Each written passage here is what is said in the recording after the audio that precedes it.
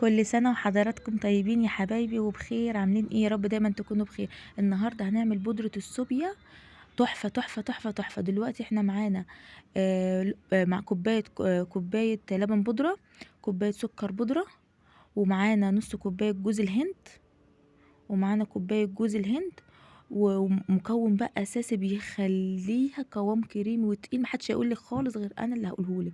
معلقه من الرز المطحون، الرز المطحون هيدوه قوام تقيل وكريمي زي اللي احنا بنجيبه، واحلى كمان واطعم كمان من بره. تعالوا يا حبايبي بقى نشوف هنعمل ايه في المكونات. وكل سنه وانتم طيبين، واللهم صل وسلم وبارك على سيدنا محمد وعلى اله وصحبه اجمعين، وعلى اله وصحبه اجمعين.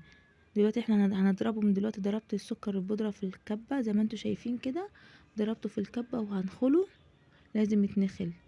هنخله في الكبة، وبعد كده ايه، همسك التوم البودرة، التوم بودرة ايه همسك جوز الهند وهضربه برضو في الكبة وهنخله، ومعلقة الرز المطحون.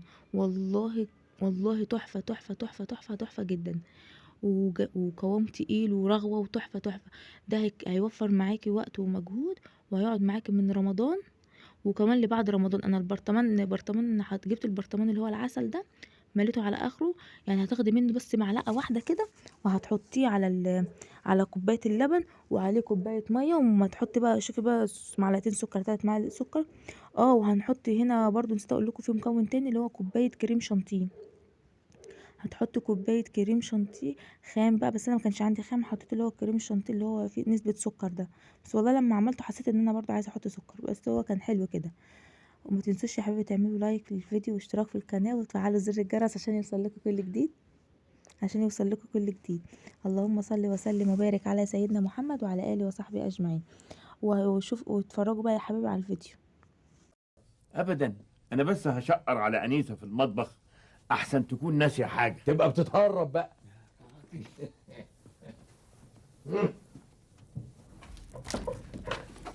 الله الله الله. بتعمل ايه يا سيد؟ سلطه. طب سيبها وانا اعملها. لا، ما تعرفيش تعمليها زي انا اجدع واحد يعمل سلطه في مصر. الله الله الله الله. وده ايه بقى اللي هتعمليه دلوقتي في الصينيه دي؟ مكرونه بالبشاميل. مش عايزين زحمه علشان نعرف نشتغل.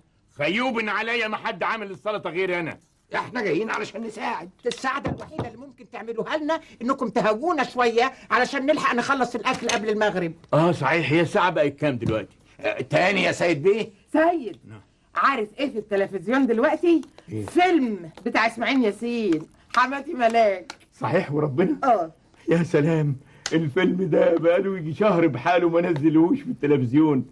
انا قلت فيه عطل فني ولا حاجه. طب اجري الحقوا الاول. طيب. كمان ها. انت هتطول كتير هنا ان شاء الله. ما هو انا بصراحه بقى مش لاقي حاجه اعملها. لا، انا لقيت لك شغلانه كويسه قوي. شوف يا كمال، تروح شقتنا هتلاقي لسته قد كده اهو جنب التليفون، فيها اسماء الناس اللي لازم نعيد عليهم بمناسبه رمضان. يلا زاول مهام وظيفتك الجديده. والله فكره. الله الله. كالعادة. يا فتحي يا عليم يا رزاق يا كريم. هو موال كل يوم الصبح ده مش هيخلص ابدا.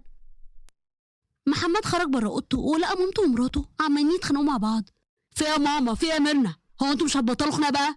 الرقة على مراتك هي اللي دايما بتبدأ الخناق. انا برضو يا حماتي والله يا محمد ما حصل.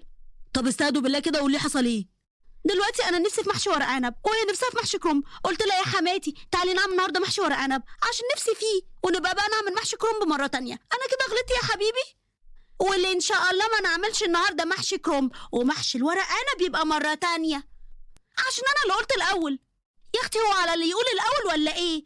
وبعدين من هنا الكبيره، انا اكبر منك يبقى كلامي هو اللي يمشي، مش في الاكل يا حماتي. اظن يعني مش هتوصل لدرجه انكم تاكلوني غصب عني. كان محمد واقف وفتح بقه وهو مصدوم اللي بيسمعه. شوف مراتك يا ابني بتقول ايه؟ دي مستكتره فيا محشي الكرنب ومش هاممها انا عايزه ايه ومش عايزه ايه. مش المفروض ترضيني وتعمل لي اللي انا عايزاه؟ محمد رفع ايده لفوق.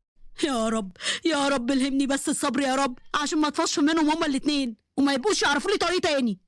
ايه ده؟ دي جملتي انا، حتى كلامي كمان هتستولوا عليه؟ مش كفايه يعني مقعدني لو وصلتوا يا حبايبي الفيديو لحد هنا ما تنسوش تعملوا لايك للفيديو واشتراك في القناة وتفعيل زر الجرس عشان يوصل لكم كل جديد.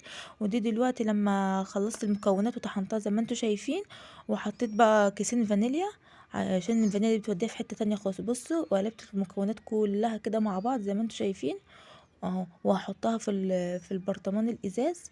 غسلته كويس وعقمته بميه سخنه. ودلوقتي ممكن انت تحطيه بقى في التلاجة، تحطيه بره، احنا كده كده في الشتاء، بس لا، انصحك يعني تحطيه في التلاجة.